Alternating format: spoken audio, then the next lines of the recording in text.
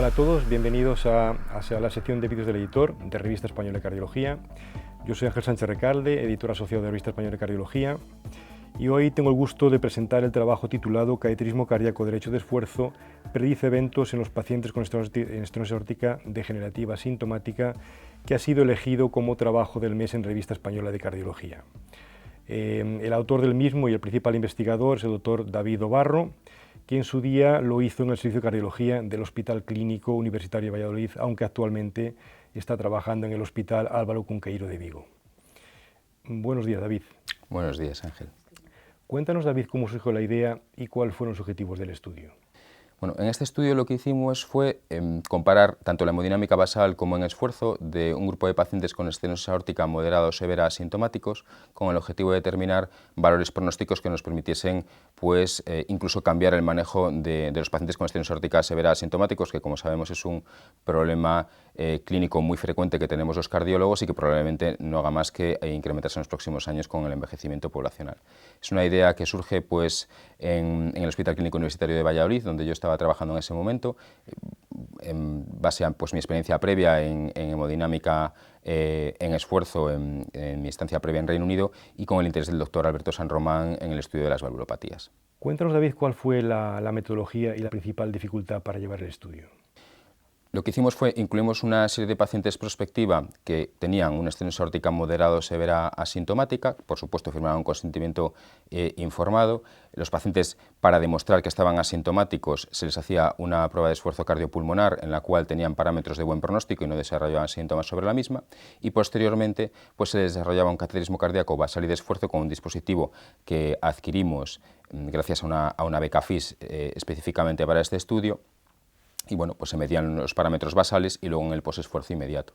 La principal dificultad fue el realizar el propio cateterismo cardíaco derecho de esfuerzo, porque tampoco existen en la actualidad protocolos estandarizados de cómo debe hacerse, de en qué momento tienen que medirse las presiones y ni siquiera de cuáles son los parámetros que tenemos que medir exactamente o cuáles pueden ser comparables entre pacientes y entre grupos de pacientes. En tu opinión, ¿cuáles fueron los principales hallazgos del estudio? Yo resumiría fundamentalmente en dos hallazgos importantes. En primer lugar, lo que objetivamos es que un porcentaje no desdeñable de pacientes teóricamente asintomáticos en la prueba de esfuerzo cardiopulmonar desarrollaban síntomas, un porcentaje cercano al 20% de los pacientes. Luego ya no se hizo el cateterismo cardíaco porque demostrábamos que esos pacientes estaban sintomáticos en una prueba de esfuerzo, en este caso una prueba de esfuerzo cardiopulmonar, pero hubiese servido una ergometría convencional.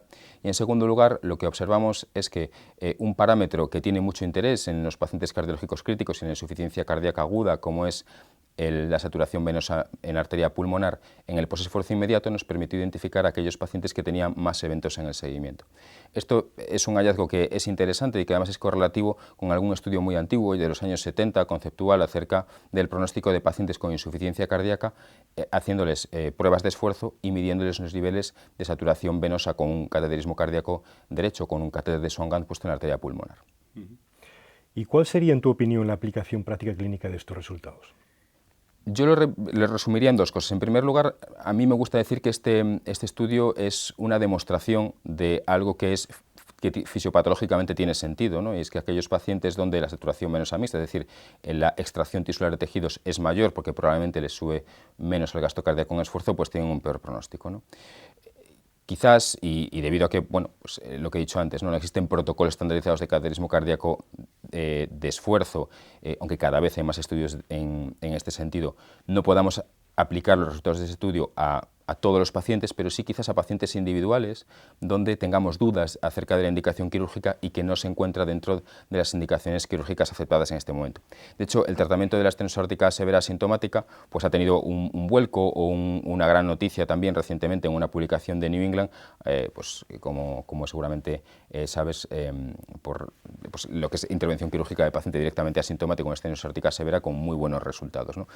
También en los resultados de estudio quizás no se puedan extrapolar a todas las poblaciones porque tienen resultados de mortalidad muy buenos y muy particulares, pero bueno, nosotros pues lo que pensamos es que quizás en pacientes individuales donde tengamos dudas de indicación quirúrgica y si tenemos un laboratorio de hemodinámica donde disponemos de dispositivos que nos permitan hacer hemodinámica de esfuerzo, pues puede ser útil.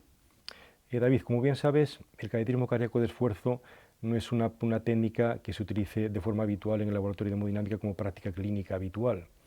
¿Tú crees que esta técnica podría ser útil en otras patologías cardíacas? Sin duda. Nosotros pues realmente evaluamos a muchos pacientes que tienen síntomas de esfuerzo basado en pruebas de reposo, y eso es paradójico, ¿no? O sea, intentar evaluar cosas que los pacientes nos cuentan cuando hacen ejercicio, sin embargo, cuando están en reposo, están asintomáticos, intentamos nosotros estimar el pronóstico de estos pacientes basados en pruebas de reposo. Yo estoy convencido, es una convicción personal, de que si estudiamos los síntomas de los pacientes en reposo y les hacemos, en esfuerzo, y les hacemos pruebas en esfuerzo, podemos identificar factores pronósticos, no solo en la estenosis aórtica, como hemos visto en este estudio, sino en otras valvulopatías, como la insuficiencia mitral, más allá de lo que es el eco de estrés, más allá de la valoración indirecta de presiones pulmonares, que nos puede permitir pues, cambiar el tratamiento de estos pacientes.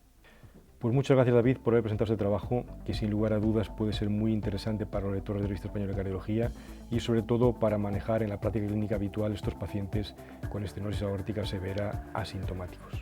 Muchas gracias. Muchísimas gracias.